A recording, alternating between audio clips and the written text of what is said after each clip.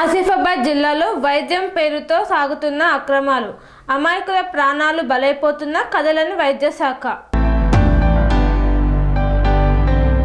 కొమరం భీం ఆసిఫాబాద్ జిల్లా వ్యాప్తంగా వైద్యం పేరుతో సాగుతున్న అక్రమాలు భయానక స్థాయికి చేరుకున్నాయి. గ్రామీణ ప్రాంతాలే కాదు, పట్టణాల్లోనూ ఆర్ఎంపీ పీఎంపీలుగా చలామణి అవుతున్న కొందరు వ్యక్తులు తమ అర్హతకు మించి చికిత్సలు చేస్తూ అమాయకుల ప్రాణాలతో చెలగాటం ఆడుతున్నారన్న ఆరోపణలు తీవ్రంగా వినిపిస్తున్నాయి. సాధారణ జ్వరం, వాంతులు, తలనొప్పి వంటి చిన్నపాటి సమస్యలతో వచ్చే రోగులకు కూడా విచ్చలవిడిగా యాంటీబయాటిక్స్, ఇంజెక్షన్స్, ఫ్లూయిడ్స్ ఎక్కించడం పరిపాటిగా మారింది. ఈ అతివైద్యం కారణంగా రోగుల పరిస్థితి విషమించి అవయవాలు దెబ్బతిని చివరకు మృత్యువు దరి చేరుతున్న ఘటనలు జిల్లాలో వరుసగా నమోదవుతున్నాయి. ఎంబీబీఎస్ వైద్యుల తరహాలో క్లినిక్లు, అర్హత మాత్రం లేనట్టే. జిల్లాలోని పలు చోట్ల ఆర్ఎంపీ పీఎంపీలు ఎంబీబీఎస్ వైద్యుల మాదిరిగా పడకలతో కూడిన క్లినిక్లు ఏర్పాటు చేసుకొని వైద్యం చేస్తున్నారు. అనుమతులు లేకుండానే మెడికల్ దుకాణాలు నిర్వహిస్తున్నారు. రక్త పరీక్షలు చేయడం, డ్రిప్స్ ఎక్కించడం నిబంధనలకు పూర్తి విరుద్ధం. ఇవన్నీ బహిరంగంగానే జరుగుతున్న వైద్య శాఖ, డ్రగ్ కంట్రోల్ అధికారులు ఎందుకు చర్యలు తీసుకోవడం లేదన్న ప్రశ్నలు ప్రజల్లో ఉత్పన్నమవుతున్నాయి. కాగజ్ నగర్ మండలం కోయవాగుకు చెందిన అక్షర అనే బాలికకు జరిగిన ఘటన జిల్లాలో వైద్య అక్రమాలకు అద్దం పడుతోంది. గత నవంబర్లో పట్టణంలోని సర్కిల్స్ కాలనీకి చెందిన భిక్షపతి అనే పీఎంపీ వద్ద చికిత్స పొందిన చిన్నారికి మోతాదుకు మించిన మందులు ఇచ్చినట్లు ఆరోపణలు ఉన్నాయి. ఫలితంగా 2 కిడ్నీలు పూర్తిగా దెబ్బతిని గత నెల 29న అక్షర మృతి చెందింది. ఈ ఘటనలో నిందితుడిని పోలీసులు అరెస్టు చేయడం జిల్లా వ్యాప్తంగా చర్చనీయాంశంగా మారింది.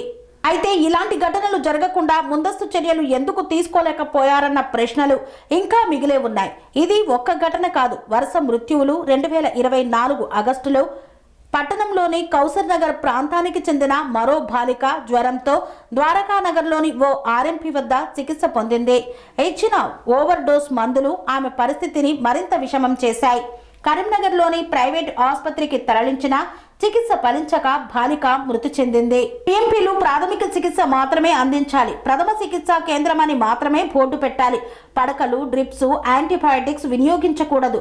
గర్భిణీలు, చిన్నపిల్లలకు చికిత్స చేయరాదు. కానీ జిల్లాలో ఈ నిబంధనలు కాగితాలకే పరిమితమై క్షేత్రస్థాయిలో పూర్తిగా ఉల్లంఘనకు గురవుతున్నాయన్న ఆరోపణలు వెల్లువెత్తుతున్నాయి.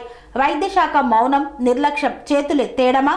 వరుసగా ప్రాణాలు పోతున్న అక్రమ క్లినిక్లపై దాడులు లేవు, మందుల నిల్వల తనిఖీలు లేవు, అనుమతులపై కఠిన పరిశీలన లేదు. ఈ పరిస్థితి చూస్తే వైద్య శాఖ నిర్లక్ష్యంగా వ్యవహరిస్తోందా, లేక అక్రమ వైద్యులపై మౌన మద్దతు ఇస్తోందా అన్న అనుమానాలు ప్రజల్లో బలపడుతున్నాయి. ప్రజల ఆగ్రహం, ఇంకెన్ని ప్రాణాలు బలివ్వాలి? వైద్యం పేరుతో సాగుతున్న ఈ మృత్యు వ్యాపారంపై తక్షణమే చర్యలు తీసుకోవాలని జిల్లా ప్రజలు డిమాండ్ చేస్తున్నారు. అక్రమ ఆర్ఎంపీ, పీఎంపీ క్లినిక్లను మూసివేయాలి. కమిషన్ ఆరోపణలపై సమగ్ర విచారణ జరపాలి. బాధ్యులపై కఠిన చర్యలు తీసుకోవాలని, లేదంటే కొమరం భీం ఆసిఫాబాద్ జిల్లాలో వైద్యం అంటేనే భయం అనే పరిస్థితి ఏర్పడుతుందన్న హెచ్చరికలు వినిపిస్తున్నాయి. కొమరం భీం జిల్లాలో అమాయకులని ఆసరా చేసుకొని ఆర్ఎంపీ పీఎంపీలు విచ్చలవిడగా అర్హతకు మించి వైద్యం చేస్తున్న పరిస్థితి జిల్లాలో ఉంది. దాంతోపాటు హెవీ డోసులు ఇవ్వడం వల్ల ప్రజలకి ప్రాణాపాయంగా ఉన్నటువంటి పరిస్థితి కనబడుతూ ఉంది. ముఖ్యంగా ఈ జిల్లాలో చాలామంది హెవీ డోస్ వల్ల చనిపోయినటువంటి పరిస్థితి కూడా ఈ జిల్లాలో ఉంది. మొన్న ఒక విద్యార్థిని కూడా కాగజ్నగర్ పట్టణంలో హెవీ డోస్ ఇవ్వడం వల్ల అమ్మాయి చనిపోవడం జరిగింది. ఇట్లా చూసుకుంటే జిల్లాలో చాలా ఆర్ఎంపీల వ్యవస్థ ఘోరంగా ఉన్నటువంటి పరిస్థితి కనబడుతూ ఉంది. దీనిపైన గతంలో డిఎంహెచ్ఓ గారికి, కలెక్టర్ గారికి విన్నవించినప్పటికి కూడా ఇప్పటివరకు ఆర్ఎంపీల పైన ఎలాంటి చర్యలు తీసుకోలేదు. కాబట్టి వెంటనే ఆర్ఎంపీ పీఎంపీల పైన జిల్లా వ్యాప్తంగా మొత్తం కూడా ఏవైతే వాళ్ళు పడకలు ఏర్పాటు చేసుకొని దవాఖానలు పెట్టుకున్నారో వాటిని మొత్తం కూడా క్లోజ్ చేయాలని చెప్పేసి మేము భారత ప్రజాతంత్ర జీవన సమైక్య డివైఎఫ్ఐగా డిమాండ్ చేస్తూ ఉన్నాం. ఈ జిల్లాలో ఇది ఒక బిజినెస్గా మారిపోయింది. మొత్తం కూడా ఎవరైతే జ్వరంతో, దగ్గుతోటి, ఇతర రోగాలతో పోతే వాళ్ళని ఇతర ప్రాంతాలకు అంటే మంచిర్యాల, కరీంనగర్, హైదరాబాద్కి ప్రైవేటు ఆసుపత్రులలో, పెద్ద ఆసుపత్రులలో కమిషన్లు మాట్లాడుకొని ఇక్కడికి వెళ్ళి తరలించిన పరిస్థితి ఈ జిల్లాలో ఉన్నది.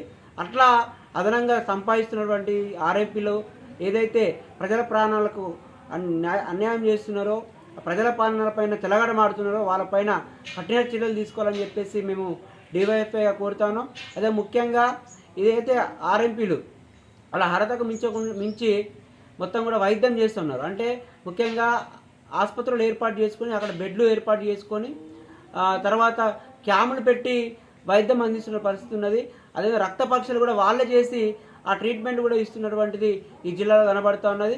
అది ముఖ్యంగా కేరమేరి, ఆసిఫాబాదు, వాంకిడి, కాగజ్ నగరు, అదేవిధంగా బెంగాల్ నుంచి కూడా వాళ్ళు గ్రామాలలో వెళ్ళి మొత్తం బెంగాల్లో ఏవైతే ఉన్నారో వాళ్ళందరూ కూడా గ్రామాలలో వెళ్ళి ఆ గ్రామాలలో ప్రజలకు వైద్యం అందిస్తూ ఉన్నారు. దీనివల్ల హెవీ డోస్ వల్ల కిడ్నీలు పోవడము, ఇతర రోగాలు రావడం అనేది జరుగుతూ ఉంది. కాబట్టి వెంటనే వీళ్ళపైన చర్యలు తీసుకోవాలని చెప్పేసి మేము డివైఎఫ్ఐగా డిమాండ్ చేస్తూ ఉన్నాం.